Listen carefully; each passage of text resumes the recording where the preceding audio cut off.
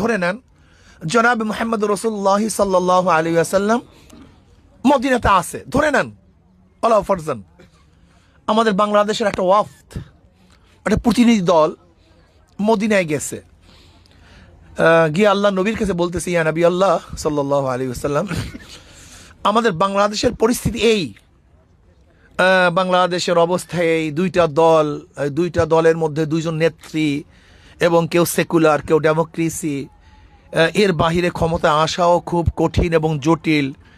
এখন আমাদের মধ্যে কিছু ইসলামিক দল আছে যারা তো ইসলাম নিয়ে ভাবে, আপনার কথা বলে, আপনার আদর্শের বাণী শোনায় সবাইকে, লেকিন এখনো ক্ষমতায় যাওয়ার উপযুক্ত হয় নাই। কিন্তু যারা সেকুলার আছে তারা তো ক্ষমতায় যাওয়ার উপযুক্ত, এবং যারা আমেরিকান পন্থী আছে ডেমোক্রেসি তারাও ক্ষমতা যাওয়ার উপযুক্ত, লেকিন দুজনের নেত্রী হলো মহিলা। ইয়া নবী আল্লাহ, এখন আমরা কি করব? শেখ হাসিনার পক্ষে যাব না খালেদা জিয়ার পক্ষে যাব? প্রশ্ন কার কাছে করছেন? ওলামায়ে কেরাম খুব ভালো মতো বুঝবেন, খুব ভালো মতো বোঝার চেষ্টা করবেন।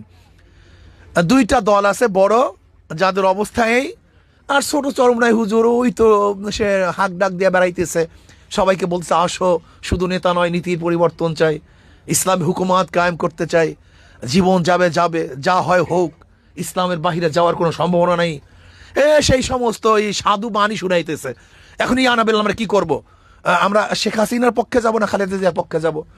আল্লাহ নবী বলতেন, যা তাহলে কি করবে, যেহেতু বড় দুইটা দল, তোরা সবাই শেখ হাসিনার পক্ষে যা।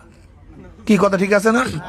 কথা বলেন না, করবে কথা বলতে হবে না, ঠিক আছে শেখ হাসিনা বাদ দে, তাহলে তোরা সবাই খালেদা জিয়ার পক্ষে যা। হ্যাঁ, কারণটা কি? এই না বললেন কেন?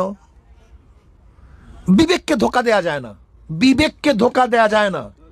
وقال عليه الصلاة والسلام لوافزة جئت تسأل عن البر والإثم قال نعم قال فجمع أصابعه فضرب بها صدره فقال استفت نفسك استفت قلبك ثلاثا।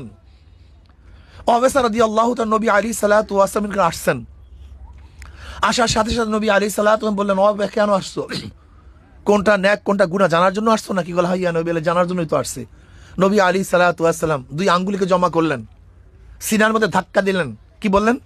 ইস্তাফ নাফসাক ইস্তাফ কলবাক সালাসান। তিনবার বললেন, তোমার কলবের কাছে প্রশ্ন করো, ফতুয়া জিজ্ঞাসা করো, তোমার কলব তোমার অন্তর তোমাকে জবাব দিয়ে দিবে, কোনটা ন্যাক কোনটা গুনাহ, কোনটা ভালো কোনটা মন্দ, কি উচিত কি উচিত না। বিবেকের সাথে প্রতারণা করা যায় না, বিবেককে ধোকা দেওয়া যায় না। যদি আল্লাহ নবী আজকে দুনিয়াতে থাকতেন, আর যদি আমাদের অবস্থান দেখতেন, ইসলামকে বাদ দিয়ে, আমার আদর্শকে বাদ দিয়ে, আমার নীতি এবং আমার চরিত্রকে বাদ দিয়ে আজকের ক্ষমতার জন্য এই দিকে যায় ওই দিকে যায় সেই দিকে যায়, তাহলে আমার নবী হয়তোবা কি বলতেন? এই সমস্ত মুনাফেক এবং আমার দুশমনদেরকে বাদ দিয়ে যারা কলেমার ঝান্ডা উড্ডয়ন করে, তারা যদি একাও থাকে ইব্রাহিমের মতো, তাদের দলে থাক, তাদের কাছে থাক, অন্যদিকে যাওয়া যাবে না। এটা আমার ধারণা। এখন দেখেন আপনাদের বিবেক কি বলে, আপনাদের বিবেক কি বলে।